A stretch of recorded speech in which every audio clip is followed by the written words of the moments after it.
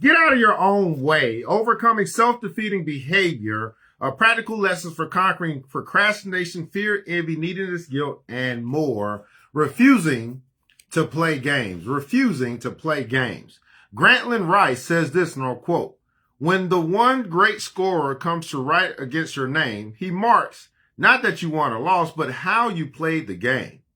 When the one great scorer comes to write against your name, he marks not that you won or lost, but how you played the game. Lord Byron says this, and I quote, "In play, there are two pleasures for your choosing. The one is winning and the other is losing."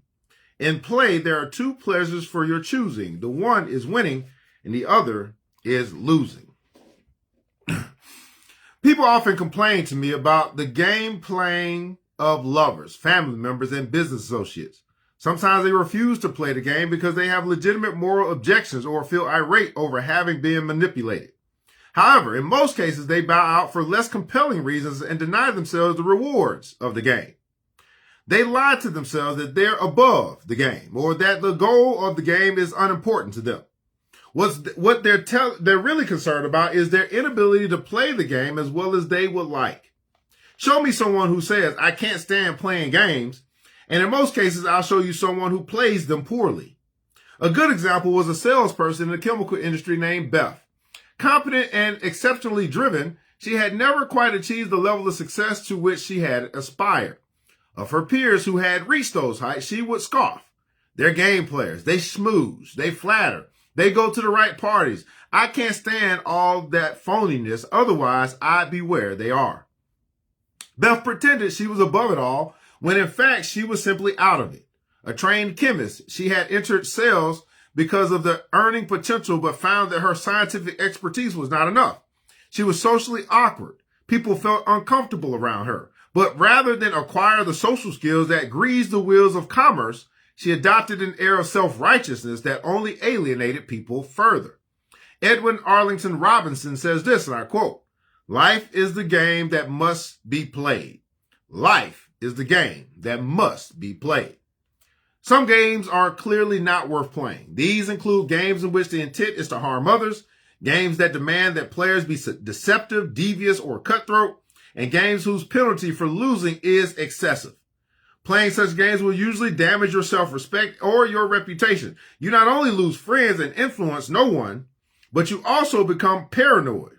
Inside, you think that if you're being devious, others are probably doing the same to you. And your guilty conscience will one day demand penance. However, many games are not only harmless, but valuable and life-enhancing. Rather than being cold and ruthless, they are actually expressions of sensitivity. Perhaps the best example I've ever heard was a game played between Iris and Henry McCarver throughout their 55-year marriage. When Henry was dying, confined to a hospital bed with a morphine drip to dull his pain, Iris was at his side constantly. At one point, she touched her husband tenderly on the back of his hand. "I have a confession to make," she whispered. "All these years, I've been absolutely crazy about you. I've always wanted you, but I played hard to get because I knew how much you liked the chase." Summoning his strength, Henry smiled and said, "That's one of the things I loved you for." Even those who advocate honesty at any cost will have to see the beauty of their little game. Ultimately, what counts is not whether you win or lose, but whether the game is worth playing. Games that unfairly take advantage of others are likely to confirm the adage, "What goes around comes around." Worthwhile games exploit opportunities rather than people, have clear and fair rules, and are not zero-sum. That is, no one has to lose in order for someone to win. Usable insight. The best defense against game playing is to play the game well. The best defense against game playing is to play the game well. Taking action. When you find yourself reluctant to play a game, determine if it's because you don't want to or because you don't know how to. If you don't want to play, ask yourself why. If the answer is satisfactory, don't play. If you decide to play, find out what you have to do to play the game well. One way is to study what other winning players, what a winning player does. Learn the rules. In both interpersonal and institutional games, the rules are often unexpressed. Half the battle is figuring them out. Know your capacities. Do you have what it takes to play the game well? Know the other players. Who are your adversaries? Who are your allies? Whom can you trust? Learn to keep your cool. Many games are lost because a player tightens up when faced with the unexpected. Use the art of the timely pause to keep your wits about you. And last point, know your limits. Are there aspects of game playing that would compromise your dignity to the extent that you would have to stop playing? Are there aspects of game playing that would compromise your dignity to the extent that you would have to stop playing the games?